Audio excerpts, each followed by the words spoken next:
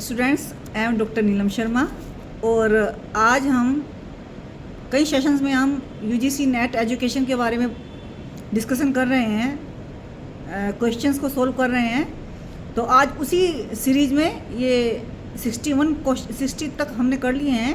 61 question हैं। Which of the following are applicable to Quality Council of India. Hindi में देख लेते हैं। निम्नलिखित में से कौन से कथन भारतीय गुणवत्ता परिषद के बारे में उपयुक्त हैं? Number 1, A, it is under the Ministry of Commerce and Industry. B, it is operated by the Government of India. C, it is under the Ministry of Education. D, it was formed in 1997। E, it is a non profit autonomous society.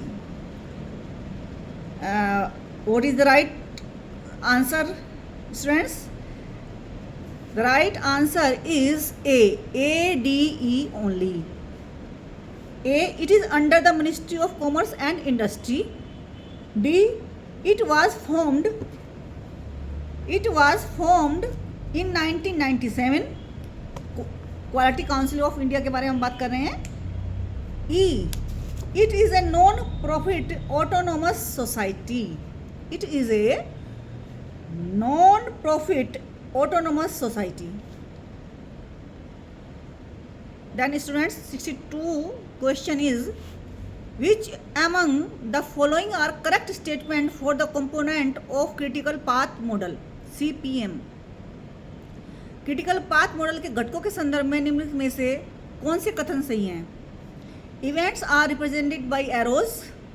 The earliest start time is soon as time that even event can begin. Hindi में देख लेते हैं। सबसे पहला A देख लिए, A option.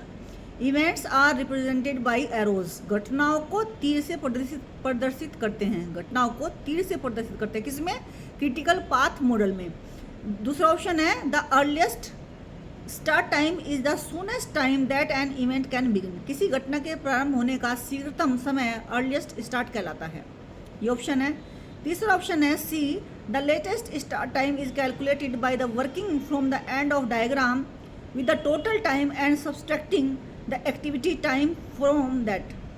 चित्र के अंत से प्रारंभ करे कुल समय से गतिविधि समय को घटाकर लेटेस्ट स्टार्ट टाइम की गणना की जाती है। डी ऑप्शन है students, slack event time is the actual engagement time in an event. Slack event time किसी घटना में वास्तविक संलग्नता काल है। E student, the slack activity time at node 1 should be 0। Node पर एक स्लैक एक्टिविटी टाइम शून्य होना चाहिए। स्टूडेंट्स, 5 ऑप्शंस हमारे पास हैं और इनमें से जो राइट है वो है ऑप्शन नंबर ए ऑप्शन में है BCE ओनली। BCE, तो इसके जो ऑप्शन है BCE है। Before the earliest start time is the soonest time that an event can began. किसी घटना के प्रारंभ होने का शीघ्रतम टाइम अर्लीस्ट स्टार्ट कहलाता है।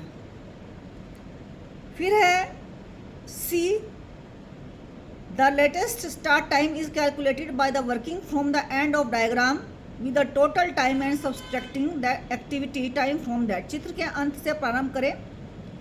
क्रिटिकल पाथ के बारे में हम बात कर रहे हैं। चित्र के अंत से प्रारंभ करें, कुल समय से गतिविधि समय को घटाकर लेटेस्ट स्टार्ट टाइम की गणना की जाती है। ई only, the slack activity time at node 1 should be 0। Node पर एक स्लैक एक्टिविटी टाइम शून्य होना चाहिए। तो 3 ऑप्शन थे, 4 ऑप्शन थे, चारों में से हमारा BCE सही है।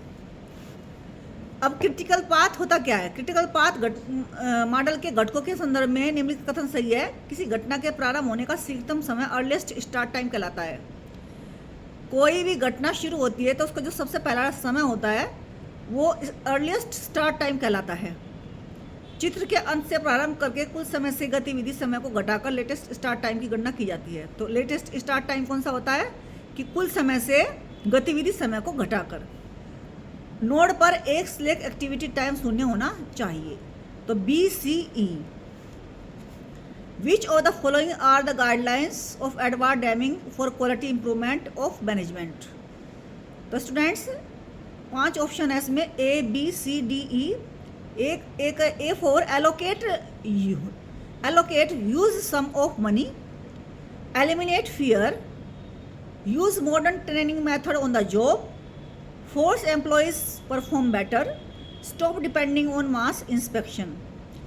तो क्वेश्चन को दोबारा हिंदी में पढ़ लेते हैं। प्रबंधन की गुणवत्ता में सुधार के लिए एडवर्ड डेमिंग ने निम्नलिखित में से कौन से दिशा निर्देश दिए हैं? एडवर्ड डेमिंग ने कौन से दिशा निर्देश दिए हैं?